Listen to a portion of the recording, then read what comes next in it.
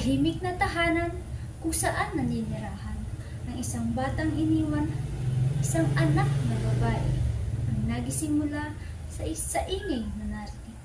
Paglagapak ng pinto, sinyalis ng paglisan.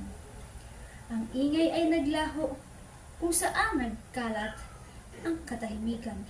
Mga litrato sa dingding, pinagbastan at tinagkan. Sinariwa ang mga nakaraan. Isang ngiti, isang yakap, isang magiliw na tingin mula mga ina.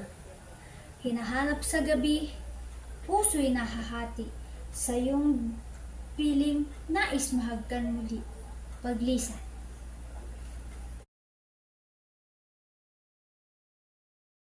Thank you.